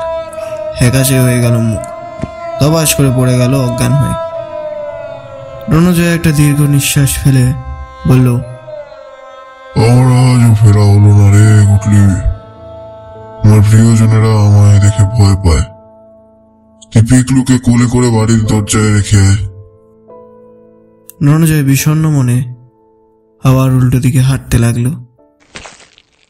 হঠাৎ ঘুম থেকে জেগে ওঠে রণজয়। দেখলো তার হাত দুটো যেন কি দিয়ে বাঁধা, অথচ দড়ি বা শিকল টিকল কিছু নেই। হাত দুটো ছড়াতে গিয়ে সে যন্ত্রণায় চিৎকার করে উঠল, যেন দুটো ব্লেড তার হাতের মধ্যে চামড়ার ভেতর কেটে দিয়েছে। তার পা দুটোরও সেই অবস্থা, সে পা ফাঁক করতে পারছে না, কিন্তু কি দিয়ে যে পা বাঁধা তা বোঝা যাচ্ছে না।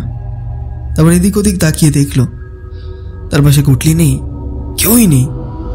মস্ত বড় একটা শিমুল গাছের তলায় সে আগে যেমন শুয়েছিল সেই রকমভাবে শুয়ে আছে। অতি কষ্টে সে উঠে বসলো।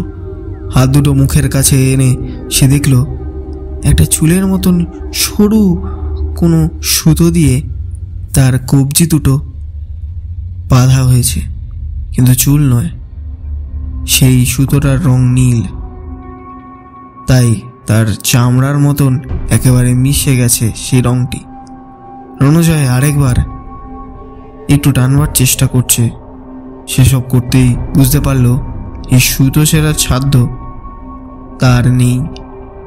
টানতে গেলেই তার হাতের চামড়া কেটে যাচ্ছে। রণজয় যে বুঝতে পারলো যে সে বন্দী, অমনি তার সারা গায়ে ঘাম এসে গেল। সাধারণ কোনো মানুষ তাকে বন্দি করতে পারে না। মোটা মোটা লোহার শিকল রণজয় এক হ্যাঁচকা টানে ছিঁড়ে ফেলেছে এর আগে, কিন্তু সে এই সরু সুতো ছিঁড়তে পারছে না। এত সরু আর এত শক্ত সুতো দিয়ে কি পৃথিবীতে পাওয়া যায় এরকম কিছু? উঠে দাঁড়াবারও ক্ষমতা নেই। রণজয় চিৎকার করে ডাকলো, গুটলি, গুটলি, গুটলি, গুটলি। কেউ সাড়া দিল না। গুটলি রণজয়ের প্রিয় বন্ধু, সে কখনো রণজয়কে ছেড়ে অন্য কোথাও চলে যাবে না। নিশ্চয়ই তাকেও কেউ বন্দি করে নিয়েছে। রণজয়ের দারুণ খিদে পেয়ে গেছে। ঘুম থেকে উঠলেই তার খিদে পায়, আর বাচ্চা বয়সের মতন বেশি খিদে পেলেই তার কান্না এসে যায়। যদিও তার চেহারাটা এখন রূপকথার দৈত্যের মতন। হঠাৎ পাতার ওপর খসখস শব্দ হতেই রণজয় ঘাড় ঘুরিয়ে তাকালো। দুজন মানুষ সমান তালে পা ফেলে হেঁটে আসছে জঙ্গলের মধ্যে দিয়ে। তারা দুজনেই চ্যাংদোলা করে ধরে আনছে একটা হরিণকে। হরিণটা বেঁচে আছে, ছটপট করছে। এরকম একটা জ্যান্ত হরিণকে ধরে রাখা সহজ নয়, কিন্তু লোক দুটো ঠিক যেন হরিণটাকে ছটপটানি গ্রাহ্যই না করে নিয়ে আসছে। লোক দুটোর গায়ের রং নীল। রণজয়ের সব রোম খাড়া হয়ে গেল। এদের সে চিনতে পেরেছে। এরা সপ্তম গ্রহ বলয়ের প্রাণী। এরা একবার রণজয়কে ধরে নিয়ে গিয়েছিল, এরা আবার ফিরে এসেছে। লোক দুটি রণজয়ের কাছে এলো না, তার পেছন দিকে জঙ্গলের আড়ালে চলে গেল। একটু পরে সে দেখতে পেল একটি লোককে, তার এক হাতে একটা জ্যান্ত খরগোশ, অন্য হাতে একটা টিয়া পাখি। আশ্চর্য ব্যাপার, এরা জ্যান্ত হরিণ, খরগোশ, টিয়া পাখি ধরছে কি করে? এই লোকটি রণজয়ের সামনে এসে দাঁড়ালো। এর মাথায় একটাও চুল নেই, মুখে দাড়ি গোপও নেই, ভুরুও নেই, চোখের পলকও নেই। সে কিরমির করে কি যেন বলল। রণজয় ওদের গ্রহে একবার ঘুরে এলেও ওদের ভাষা বোঝে না। ওদের দু একজনের কাছে একটা যন্ত্র আছে, সেটা হাতে নিলে মনে মনে কথা বললেও বোঝা যায়। লোকটার ভাবভঙ্গি দেখে অবশ্য বোঝা গেল সে রণজয়কে তার সঙ্গে যেতে বলছে, কিন্তু রণজয় তো উঠে দাঁড়াতেই পারছে না। লোকটি দুবার ধমক দেওয়ার পর রণজয়ের আরও কাছে এসে তার কোলের ওপর একটা পা দিয়ে দাঁড়ালো। লোকটির পায়ের জুতো দেখলে মনে হয় স্টিলের তৈরি, কিন্তু রবারের মতো নরম। হাত খোলা থাকলে রণজয় এক থাপ্পড়ে লোকটিকে শত হাত দূরে পাঠিয়ে দিতে পারত। এত সহজে রণজয়ের গায়ে পা দেয়? লোকটি রণজয়ের হাত বাঁধা সুতোটির একটা দিক খুঁজে নিল, তারপর সেটা ধরে টানতেই রণজয় আবার ব্যথা পেয়ে চেঁচিয়ে উঠল। লোকটি তা গ্রাহ্য না করে সে সুতোটা ধরে হির হির করে টেনে নিয়ে চলল রণজয়কে। রণজয় মাটিতে গড়াতে লাগলো, মাঝে মাঝে পাথর থেকে আর গাছের ডালপালায় তার সারা গা ছড়ে গেল, কিন্তু বাধা দেবার কোনো উপায় নেই। জঙ্গলটা যেখানে বেশ ঘন, সেখানে রয়েছে সেই গোল চকচকে একটা আকাশযান। এই রকেটটা রণজয় চেনে, ঠিক এইরকম একটা রকেট করেই নীল মানুষ একবার তাকে নিয়ে গিয়েছিল মহাশূন্যে। আবার তাকে সেখানে যেতে হবে, তাহলে আর কি কোনো দিন ফেরা যাবে? লোকটির সামনে এসে দাঁড়াতেই গোল রকেটটার একটা গোল দরজা খুলে গেল। রণজয়ের মনে পড়ল ওরা যে গ্রহে থাকে সেখানে সব কিছুই গোল গোল। দরজাটা খুলতেই লোকটি টিয়া পাখি আর খরগোশটাকে ছুঁড়ে ফেলে দিল ভেতরে। তারপর রণজয়ের দিকে তাকালো। রণজয়ের হাতের চামড়া কেটে রক্ত পড়ছে। সে বুঝতে পারল বাধা দিয়ে কোনো লাভ নেই, তাতে শুধু তারই কষ্ট বাড়বে। সে নিজেই ঢুকে পড়ল রকেটটার মধ্যে। ভেতরটা যেন একটা চিড়িয়াখানা। সেখানে একটা করে গরু, ঘোড়া, মোষ, হরিণ, নানা রকমের পাখি, একটা চিতাবাঘ, একটা সাপ, ব্যাঙ, ছাগল, প্রজাপতি, ফড়িং, এইসব জন্তু জানোয়ার, পোকামাকড় ভর্তি। একটা পাতলা ধোঁয়া ভরে গেছে ভেতরটা, তাতে মিষ্টি মিষ্টি গন্ধ। সেই ধোঁয়ায় যেন বোধ হয় জন্তু জানোয়ারগুলো সবাই এক জায়গায় স্থির হয়ে আছে, কেউ ছটফট করছে না। এক কোণে বসে থাকে গুটলি। সে অজ্ঞান হয়ে যায়নি, কিন্তু রণজয়কে দেখেও কোনো কথা বলল না, শুধু তার চোখ দুটো বড় হয়ে গেল।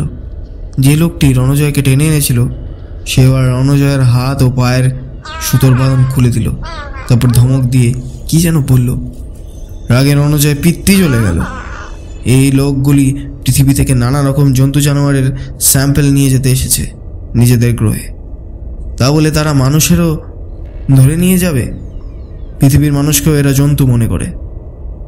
এই লোকগুলি কেউই রণজয়ের মতো লম্বা নয়, কিন্তু রণজয় জানে যে এদের মধ্যে যে কে যে রক্ত মাংস প্রাণী আর কে যে যন্ত্র মানুষ তা বোঝার উপায় নেই। এই যন্ত্র মানুষেরা একরকম নরম ধাতু দিয়ে তৈরি, তাই এদের হাত পা মানুষের মতনই মনে হয়, কিন্তু এদের গায়ে অসম্ভব শক্তি। একটি মেয়ে বেরিয়ে এলো ভেতর থেকে, তার হাতে একটি ছোট গোল রেডিওর মতন যন্ত্র। সেই যন্ত্রটা মুখের কাছে এনে সে কি কিছু বলল। রণজয় এবার পরিষ্কার বাংলায় শুনতে পেল, এই যে পলাতক, আবার আমাদের দেখা হলো, আমায় চিনতে পারো? রণজয় মেয়েটাকে চিনতে পেরেছে। মহাকাশে বহু দূরে সৌরলোকে থেকে কোটি মাইল দূরে এড়িয়ে এদের নীল রঙের গ্রহে রণজয় একসময় বন্দী ছিল। সেই সময় এই মেয়েটি পাহারা দিত তাকে। ওদের গ্রহে ছেলেরা আর মেয়েরা সমান কাজ করে। এই মেয়েটির চোখে ধুলো দিয়েই রণজয় কোনো রকমে পালাতে পেরেছিল। রণজয় বলল, আমাকে পলাতক বলছো কেন? আমাদের পৃথিবীরই মানুষ, তোমরা আমাকে বন্দি করেছিলে, আমি আবার পৃথিবীতে ফিরে এসেছি। মেয়েটি হেসে বলল, তুমি আর পৃথিবীর মানুষ নও। নিজের চেহারাকে কি তুমি দেখতে পাও না? তোমার গায়ের রং নীল, তুমি কত লম্বা। পৃথিবীর মানুষের সঙ্গে তোমার কোনো মিল নেই, আর তুমি আমাদেরই একজন হয়ে গেছো। তুমি আমাদের সঙ্গে চলো, আমাদের গ্রহে থাকবে, সেখানে তোমাকে কত আদর যত্ন করব। রণজয় বলল, আমার চেহারাটা বদলে গেলেও আমার মনটা রয়ে গেছে মানুষের মতন। আমি এই পৃথিবীকেই ভালোবাসি, আমার দেশকে ভালোবাসি। এই পৃথিবীর গাছপালা, আলো, হাওয়া, জল সব আমার প্রিয়। তোমাদের ওখানে একটাও গাছ নেই, জল নেই, আমার ভালো লাগে না। মেয়েটি বলল, কিন্তু তোমাদের এই পৃথিবী খাবার পাওয়া যায় না। এখনো কত মানুষ খেতে পায় না। এখানে একদিকে বৃষ্টি গরম আর একদিকে বৃষ্টি ঠান্ডা। এ পৃথিবী মোটেও ভালো গ্রহ নয়। আমাদের ওখানে তুমি যখন যা খুশি চাও খেতে পাবে, যে কোনো আরাম চাও সব পাবে। তুমি আমাদের ওখানে গিয়ে আর কিছুদিন থাকলে আর কখনো এই বিচ্ছিরি বোঝা পৃথিবীতে ফিরতে চাইবে না। রণজয় বলল, ভালো হোক খারাপ হোক, এই পৃথিবীতে আমি জন্মেছি, এই পৃথিবী আমার প্রিয়। আমাকে কেন জোর করে নিয়ে যেতে চাইছো? আমি এই পৃথিবী ছেড়ে যেতে চাই না। মেয়েটি এবার জোরে হেসে উঠে বলল, এবার আর তুমি ফিরে আসতে পারবে না নীল মানুষ। এবার তোমার মনটা আমরা বদলে দেব। পৃথিবীর কথা তোমার আর মনেই পড়বে না। একটা গো গো শব্দ শুনে রণজয় বুঝতে পারলো এবার রকেটটা ছাড়বার উদ্যোগ করছে। আর বেশি সময় নেই। একবার পৃথিবীর মাটি ছেড়ে উঠতে শুরু করলেই এমন প্রচণ্ড গতি এসে যাবে যে প্রায় চোখের নিমেষেই উড়ে যাবে মহাশূন্যে। রণজয় মিনতি করে বলল, তোমরা সভ্য শিক্ষিত প্রাণী, তবুও তোমরা ডাকাতি করতে আসো কেন? মানুষকে জোর করে ধরে নিয়ে যাওয়া অন্যায়, তা তোমরা বোঝো না? মেয়েটি বলল, অন্যায় সে আবার কি? এই কথাটার মানেই তো আমরা জানি না। আমাদের যখন যেটা ইচ্ছে হয় তখন সেটা করি। রণজয়ের পাশের লোকটি তার নিজের ভাষায় কি যেন বলল। রণজয়ের হাত ধরে তাকে বসিয়ে দিতে লাগলো। সঙ্গে সঙ্গে সে হাতটা ছেড়ে দিল, যেন ব্যথা পেয়ে করে উঠল। রণজয়ের হাতটা ফোঁটা ফোঁটা রক্ত আর ঘামে ভেজা। সেই হাতটা ধরেই লোকটা ছেড়ে দিয়েছে। রণজয় মনে পড়ে গেল এরা কোনো তরল জিনিস সহ্য করতে পারে না। হঠাৎ জলের মধ্যে পড়ে গেলেও এরা মরে যায়। প্রথমবার রণজয় যখন কেঁদে ফেলেছিল তখন তার চোখের জলের কয়েকটা ফোঁটাও ওদের একজনের হাতে পড়তেই তা পুড়ে গিয়েছিল। আর সময় নেই, আর সময় নেই, রকেটটা এক্ষুনি উড়বে। রণজয়ের কাছে একটাই মাত্র অস্ত্র আছে। সে ঘুরে দাঁড়িয়েছে, পাশের লোকটির গায়ে থুতু করে খানিকটা থুতু ছিটিয়ে দিল। লোকটি বিকট একটা আর্তনাদ করে তমাশ করে পড়ে গেল মেঝেতে। সে থুতু যেন তার গায়ে বুলেটের মতো লেগেছে। ওদের দেওয়াল নেত্রী ব্যাপারটা বুঝতে পারলো। সে তার নিজের ভাষায় অন্য লোক দুটিকে কী যেন আদেশ করলো। সেই লোক দুটি রণজয়কে ধরবার চেষ্টায় এগিয়ে আসতেই রণজয় এক লাফে চলে গেল দেয়ালের দিকে। মুখ সরু করে সে খুব জোরে দুবার থু থু করল। একটা ফসকে গেল। অন্য লোকটির গায়ে থুতু লাগতেই সে আগুনে পোড়া মানুষের মতন ছটফট করতে লাগলো। বাকি লোকটি কোমরে হাত দিল একটা অস্ত্র তোলবার জন্যে। রণজয়ের মুখখানা ঝুঁকিয়ে ঠিক তার মুখের ওপর একটা দলা থুতু ছুড়ে দিল। সেই লোকটি আকাশ ফাটানো চিৎকার করে অজ্ঞান হয়ে গেল। ওদের দলনেত্রী এবার কঠোর গলায় বলল, যথেষ্ট হয়েছে। ওহে পলাতক নীল মানুষ, তুমি এবার শান্ত হবে, এই মুহূর্তে তোমাকে শেষ করে দেব। না, সেই মেয়েটির হাতে একটা ছোট্ট গোল মতন অস্ত্র। রণজয় জানে ওর থেকে ঝলকে ঝলকে নীল আগুন বেরোয়। সে নীল আগুন নীল মানুষ তো দূরের কথা, ইস্পাত পর্যন্ত বলি দিতে পারে। রণজয় গলা শুকিয়ে গেছে, মুখে আর থুতু নেই। থাকলেই এত দূর আর তার থুতু পৌঁছাতো না। আর কোনো উপায় নেই। এবার তাকে হার স্বীকার করতেই হবে। এই গোল যন্ত্রটির সঙ্গে কোনো চালাকি চলে না। মেয়েটি বলল, আস্তে আস্তে বসে পড়ো, দেয়ালের দিকে মুখ ফেরাও। এবার তোমাকে অজ্ঞান করে ফেলতে হবে দেখছি।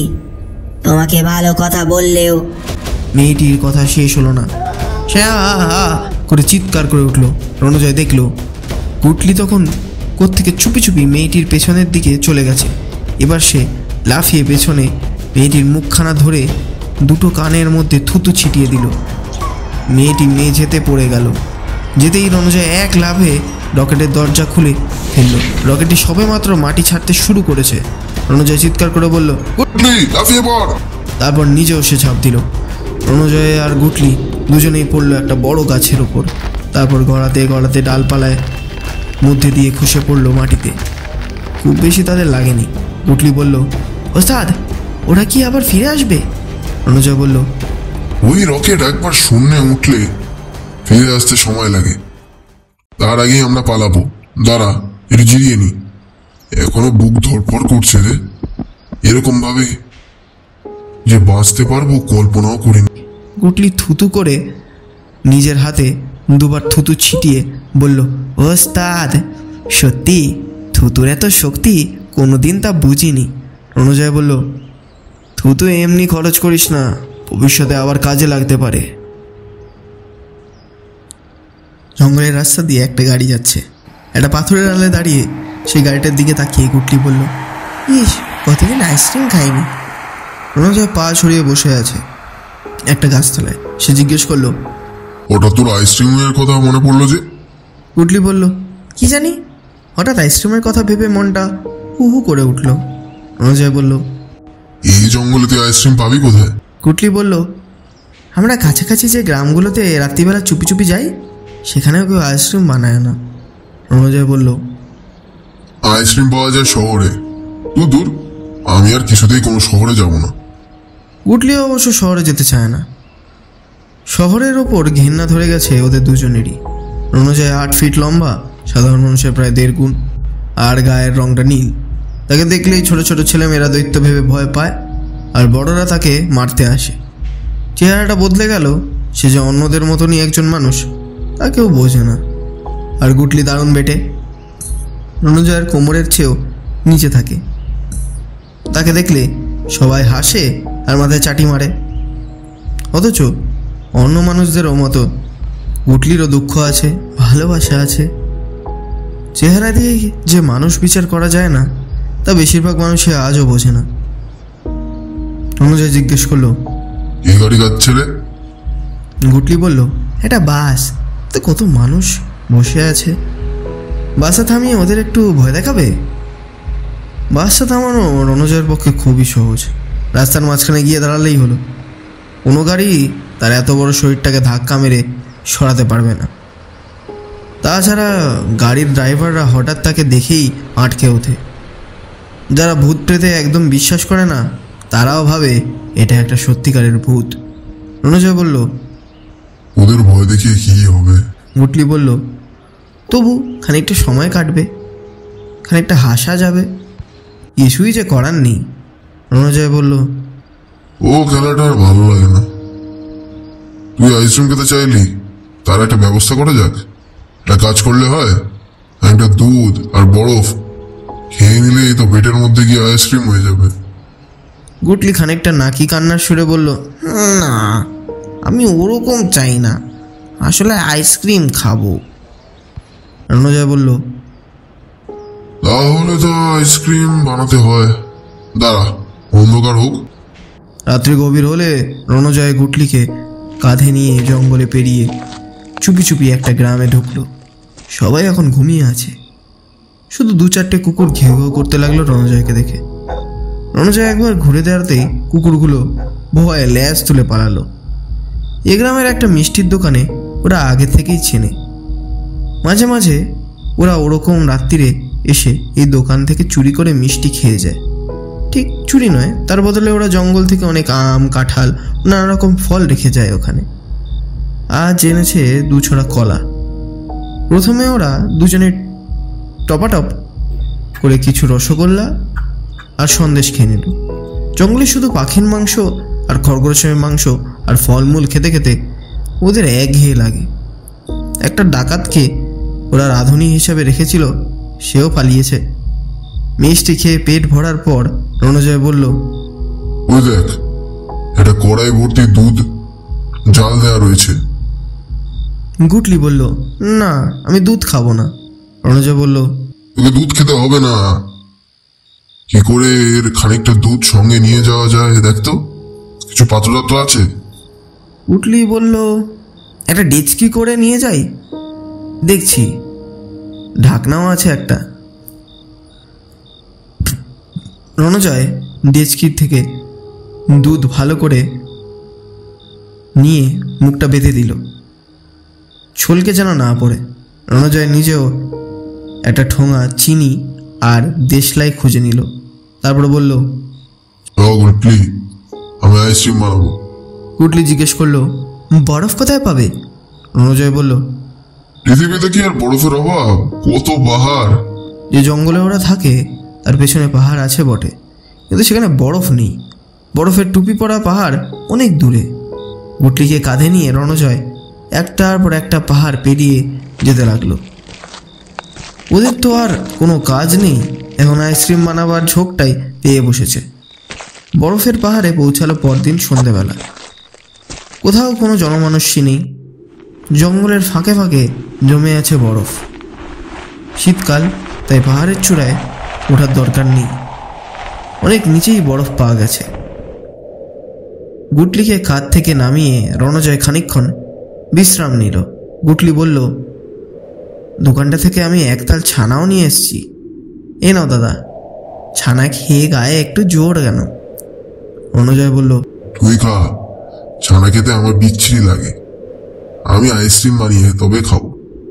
কি করে আইসক্রিম বানাতে হয় জানো? খুব সোজা, দুধটা ফুটিয়ে ক্ষীরের মতন করে নিতে হয়, তার মধ্যে চিনি আর বরফ মেশালেই দেখবি চমৎকার আইসক্রিমে রূপান্তরিত হবে। কুলপিওয়ালার মতোই হতে পারে, যা চাইবি। দুটো সমান সাইজের পাথর জোগাড় করে উনুন ধরালো রণজয়। গুটলি কিছু শুকনো কাঠকুঠো এনে গুজে দিয়ে দিল তাতে। আগুন জ্বালিয়ে ডেচকি চাপানো হলো। কাঠগুলো ভিড়ছে, তাই আগুন নিভে যাচ্ছে বারে বার। গুটলি মাটিতে শুয়ে পড়ে ফু দিয়ে আবার আগুন ধরাচ্ছে। রণজয় চেয়ে আছে সামনের দিকে।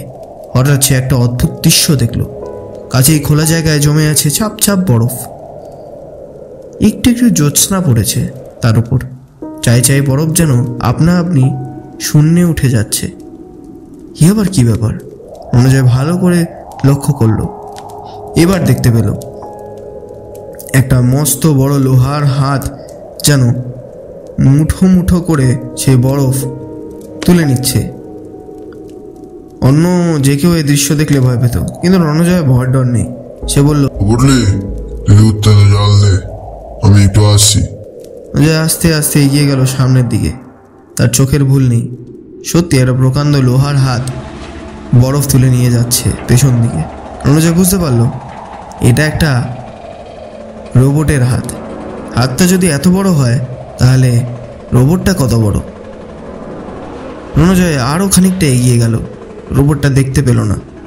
আবছা আলোয় তার চোখে পড়ল খানিকটা সমতল জায়গার ওপর রয়েছে একটা গোল মতন রকেট। সেই রকেটের ভেতরে থেকে একটা লোহার হাত বেরিয়ে এসে বরফ তুলে ফেলে দিচ্ছে রকেটের মধ্যে। বাইরে থেকে কারা যেন বরফ চুরি করতে এসেছে। কোনো মানুষ বা অন্য ধরনের প্রাণী দেখা যাচ্ছে না, শুধু মনে হচ্ছে রকেটের কাছাকাছি কয়েকটা জোনাকি জ্বলছে আর নিভছে, বেশ বড় ধরনের জোনাকি। গুটলি একা থাকতে ভয় পায়। বরফ তোলার শব্দ শুনে সেও ছুটে এলো রণজয়ের কাছে। ব্যাপারটা দেখে সে ফিসফিসিয়ে জিজ্ঞেস করলো, দাদা, এটা কি হচ্ছে? রণজয় বলল, রাত্রিটার অন্ধকারের পৃথিবীতে কত কিছু ঘটে যায়, মানুষ টেরও পায় না। বুঝতে পারছিস না, অন্য গ্রহের প্রাণীরা এসে আমাদের বরফ নিয়ে যাচ্ছে। এরকম ভাবে মনে হয় গাছপালা নদীও নিয়ে যায়। আজকাল প্রায়ই শুনিস না, জঙ্গল সাফ হয়ে গেছে, নদী মরে গেছে, সেসব এদেরই কীর্তি। গুটলি বলল, দাদা, পালিয়ে চলো, কত বড় লোহার হাত। রণজয় বলল, বাড়ি কি আছে, এই চুরি আটকাতে হবে না? রণজয় তার বজ্রের মতন গম্ভীর গলায় হুঙ্কার দিল, এই কে রে? কে বরফ চুরি করছিস? সঙ্গে সঙ্গে সেই লোহার হাত এদিকে ঘুরে এলো। একসঙ্গে রণজয় আর গুটলিকে মুঠোয় ভরে তুলে নিল শূন্যে। রণজয়ের শরীরে অসীম শক্তি, তবু সে ছাড়াতে পারল না নিজেকে। লোহার হাতটা ওদের ছুঁড়ে দিল রকেটের মধ্যে। সঙ্গে সঙ্গে দুজনেই জ্ঞান হারালো। জ্ঞান ফেরার পর রণজয় ধর্মর করে উঠে বসল। সে শুয়েছিল খোলা আকাশের নিচে। গুটলি ঘুমিয়ে আছে তার পাশে। ঠিক রোদ্দুরও নয়, ছায়া নয়, একটা আবছা মতন আলো রয়েছে চারিদিকে। আকাশের রং কালো, মেঘলা আকাশ যেরকম কালো হয় সেরকম নয়, সম্পূর্ণ আকাশটাই স্লেট রঙের। রণজয় বুঝতে পারল যে তারা অন্য গ্রহে এসে পড়েছে। তাতেও রণজয় ভয় পেল না, এরকম অভিজ্ঞতা তার আগেও অনেকবার হয়েছে। পুটলির দিকে সে খানিকক্ষণ তাকিয়ে রইল অবাক হয়ে। এই বেটি লোকটি সে চেনে বটে, কিন্তু কিছুতেই ওর নাম মনে করতে পারছে না। রণজয়ের নিজের নামও কি তাও মনে নেই। গুটলিকে সে ধাক্কা দিয়ে জাগালো। গুটলি উঠে চোখ রোগড়ে অবাক হয়ে জিজ্ঞেস করলো, এটা কোন জায়গা? রণজয় বলল, সেটা পরের কথা, আমাকে তুমি চেনো? গুটলি বলল, বাহ, তোমাকে চিনব না কেন? এ কি জিজ্ঞেস করছো? তুমি আমার নাম কি? তোমার নাম? তাই তো মনে পড়ছে না। আমরা কোথা থেকে এসেছি মনে আছে? আমরা কোত্থেকে এসছি এই জানি না তো, তুমি বলে দাও। আমরা কোত্থেকে এসেছি তাও মনে নেই? এই জায়গাটাও অচেনা লাগছে, তাহলে নিশ্চয়ই আমরা অন্য কোথাও ছিলাম। সেই জায়গাটা কেমন কিছু মনে পড়ছে না যে? রণজয় এবার একটু দমে গেল। কোন জায়গা থেকে এসেছে তাই যদি মনে না থাকে তাহলে ফিরবে কি করে? উঠলি একটুখানি সামনে ঘুরে এলো। তারপর কোনো গাছ বা প্রাণী কিছুই দেখা যাচ্ছে না। মাটিটা নরম কিন্তু কাদা নেই। উঠলি বলল, খিদে পেয়েছে, কতদিন ভাত খাই না, গরম গরম ভাত।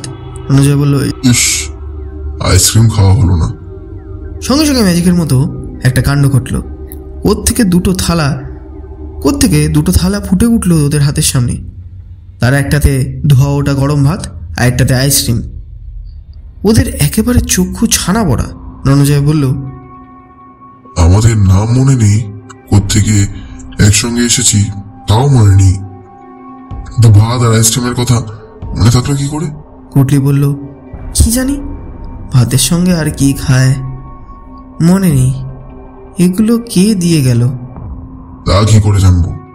ভাতটা গরম, আইসক্রিমটা ঠান্ডা, এ দুটোকে কি একসঙ্গে খায় তাও জানি না। খিদে পাচ্ছে, খেয়ে তো নি। কুটলি আগে ভাতের সঙ্গে আইসক্রিম মিশিয়ে দলা বাঁকিয়ে মুখে দিয়ে বলল, চমৎকার। দুজনে খুব তাড়াতাড়ি সবটা শেষ করে ফেলল। তারপর দুজনেই হেঁটে দেখতে লাগলো জায়গাটা। রণজয়ের বুকটা ফাঁকা ফাঁকা আর হালকা হালকা লাগছে। অনেক কথা তার মনে নেই। ভাত আর আইসক্রিম ছাড়া একটা খাবারের কথাও মনে পড়ছে না। অন্য কোনো মানুষের মুখও মনে পড়ছে না। জঙ্গল বা পাহাড়ের কথাও মনে পড়ছে না। এই গ্রহটা একেবারে সমতল, মানুষের থাকার মতন কোনো বাড়িঘর চোখে পড়ছে না। অনেক দূরে প্রকাণ্ড কয়েকটা কারখানা আছে। মনে হলো মাঝে মাঝে শূন্য দিয়ে উড়ে যাচ্ছে রকেট। কয়েকটা অদ্ভুত ধরনের গাড়িও চলে গেল ওদের পাশ দিয়ে, কিন্তু তার যাত্রী দেখা যাচ্ছে না। শুধু ভেতরে জোনাকির মতো আলো জ্বলছে আর নিভছে। খানিকটা দূরে একটা মাঠের মধ্যে ঘুরছে কয়েকটা গরু, ছাগল, ঘোড়া, জিরাফ, জেব্রা, খরগোশ আরও অনেক জন্তু, যা ওরা আগে কখনো দেখেনি। গরু, ছাগল, ঘোড়াগুলো দেখে ওরা চিনতে পারলেও তাদের নাম মনে নেই। রণজয় একটা গরুর দিকে আঙ্গুল দেখিয়ে জিজ্ঞেস করলো, এটা কি? গুটলি বলল, এটা এটা তাই তো, এর নাম। রণজয় একটা দীর্ঘ নিঃশ্বাস ফেলে বলল, আমরা অনেক কিছু ভুলে গেছি, এ কোন এক ভোলার দেশে এসে পড়লাম। সেখানে ওদের কেটে গেল 3 দিন। মাটিতে শুয়ে থাকতে কোনো অসুবিধা নেই। এখানে রোদ ওঠে না, বৃষ্টি পড়ে না, যে কোনো জায়গায় গেলে কেউ বাধা দেয় না। ওরা খায় শুধু গরম ভাত আর আইসক্রিম। খেতে পেলে আর কিছুই মনে পড়ে না ওদের। অমনি দুটো থালা ভর্তি ভাত চলে আসে যদি ইচ্ছে হয় তখনই। রণজয় বুঝতে পারছে যে এই গ্রহের আদিবাসী মানুষের চোখের লেন্সে দেখা যায় না। মানুষের কাছে তারা অদৃশ্য, শুধু তাদের চোখগুলো জোনাকির মতন জ্বলে নেবে তাদের চোখগুলো জোনাকির মতন জলে নেবে। এই ইচ্ছে শক্তির খুব জোর আছে, ইচ্ছেটাই বস্তু হয়ে যায়। কিন্তু যে কোনো কারণেই হোক স্মৃতিশক্তি এমনই কমে যায় এখানে যে বেশি কিছু স্মৃতিতে থাকেই না। এখানে থাকার কোনো অসুবিধা নেই, যেখান থেকে এসেছে সেই পৃথিবীর কথা ওদের একটুও মনে নেই। তো বুকের মধ্যে টনটন করে, ঈষের যেন একটা দুঃখ ঘুমের মধ্যে ওদের সঙ্গে থাকে। এখানকার মাটি নরম, কিন্তু হাত দিয়ে দাগ কাটা যায়। গুটলি একদিন নানা রকম দাগ কাটছে, হঠাৎ রণজয় বলল, দাঁড়াও, এই যে 3টে দাগ কাটলে, এটা কিসের মতন দেখাচ্ছে বলো তো? গুটলি বলল, জানি না। রণজয় বলল, একটা সোজা দাগ আর বাঁ পাশে 2টো দাগ কোনাকুনি জোড়া, এটা কি বলতো? ব ব ব ব তার অক্ষর, ব তার মানে কি? ব হলো একটা অক্ষর, আমরা যে কথা বলি তার ব। ঠিক তো, আমরা যে কথা বলি তা লেখাও তো যায় ব, তারপর কি মনে করতে পারছি না। বয়ের পাশে একটা হাতের মতন দিলে ক হয় না? হ্যাঁ হ্যাঁ হ্যাঁ, ক ক, ঠিক। ক এর মানে কি? তা তো জানি না, তাহলে 2টো পেলাম, ব আর ক। বক, বক, খুব চেনা চেনা লাগছে। বক বলে কিছু একটা আছে না? হ্যাঁ আছে। সঙ্গে সঙ্গে একটা বক ওদের সামনে দিয়ে উড়ে গিয়ে মাটির ওপর বসলো। ওরা দুজনে তাকালো পরস্পরের দিকে। এবার স্পষ্ট হয়ে গেল যে এখানে যে কোনো জিনিসের নাম উচ্চারণ করলে সেটা বাস্তব হয়ে যাবে।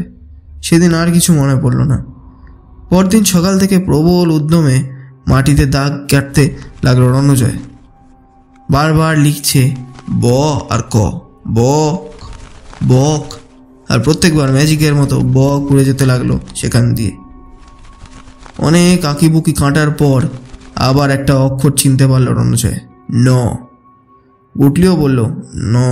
হ্যাঁ, ন। রণজয় ক এর পাশে ন বসালো, তারপর কন। কোন মানে কি? গুটলি বলল, তা তো জানি না, তবে বয়ের পাশে বসাও তো। রণজয় সঙ্গে সঙ্গে চিৎকার করে উঠল, বন, বন, বন মানে কি? গুটলি বলল, জানি জানি, বড় বড় গাছপালা, আমরা সেখানে ছিলাম। ঠিক বলেছিস, গাছ গাছ, খুব খুব লম্বা গাছ, অনেক হাত থাকে। ওই দেখো একটা গাছ। যেমনভাবে বক উড়ে গেছিল সেরকমভাবে পরপর কয়েকটা গাছ গজিয়ে উঠল সামনে, গজাতেই লাগলো, একটা বন হয়ে গেল। রণজয় বলল, বন কোথায় ছিল ভাবো তো? সেটা অন্য গ্রহ, সেটার নাম কি? গুটলি বলল, বনের পাশে ছিল পাহাড়, বরফ। রণজয় শূন্য থেকে এক লাফ দিয়ে উঠে বলে উঠল, মনে পড়েছে, পৃথিবী, পৃথিবীতে বরফ থাকে, বন থাকে, মানুষ থাকে, গরু ছাগল ঘোড়া থাকে, সব হয়ে যায়। তক্ষুনি বিরাট একটা গর্জন শোনা গেল, যেন শত শত বজ্রপাত হচ্ছে, মাটি দুলছে। রণজয় আর গুটলি চোখে অন্ধকার দেখল, চোখ ঢেকে শুয়ে পড়ল। খানিক বাদে থেমে গেল সব আওয়াজ, মাটিও আর কাঁপছে না। চোখ মেলল ওরা দুজন। আবার বিষম অবাক হওয়ার পালা। ওদের সামনে তৈরি হয়ে গেছে এক পাহাড়, তার গায়ে কিছু কিছু জঙ্গল, সামনে ছড়ানো আছে বরফ, এক ডেচকিতে দুধ রয়েছে। রণজয় বলল, তোর নাম তো গুটলি, আমার নাম রণজয়, মনে পড়ে গেছে। দেখ গুটলি, ওই জায়গাটা আমাদের পৃথিবীর মতন হয়ে গেছে, অবিকল একরকম। গুটলি বলল, কিন্তু এই দুধের ডেচকিটা মিষ্টির দোকান থেকে এনেছিলাম, সেটাও এখানে এলো কি করে? রণজয় বলল, সেটাও এখানে তৈরি করা হয়েছে, আমরা যা ভাববো তাই হয়ে যাবে। ভালোই হলো, অন্য একটা গ্রহ আমাদের পৃথিবীর মতন হয়ে গেল। গুটলি বলল, দাদা, এটা কি অন্য গ্রহ নাকি আমাদের সেই পৃথিবীটা? দেখো, দেশলাইয়ের পোড়া কাঠি পর্যন্ত পড়ে আছে, আমরা তো দেশলাইয়ের কথা বলিনি। রণজয় বলল, তাই তো, তাহলে কি ওরা আমাদের ফিরিয়ে দিয়ে গেল? গুটলি বলল, ফিরিয়ে দিল? আমরা কি কোথাও গেছিলাম? না, এখানেই ছিলাম। 3-4 দিন ধরে কি এই দুধ ফুটছে? অথচ কত আইসক্রিম খেলাম। রণজয় বলল, আমার আঙ্গুলের কোণে ভিজে ভিজে মাটি। কেন? আমি মাটিতে আঁকিবুকি করেছিলাম। এখানে তো মাটি নেই, শুধু পাথর। তাহলে গুটলি বলল, কি জানি দাদা, কিছুই বুঝতে পারছি না। ওরা বিমূঢ়ভাবে তাকিয়ে রইল পরস্পরের দিকে।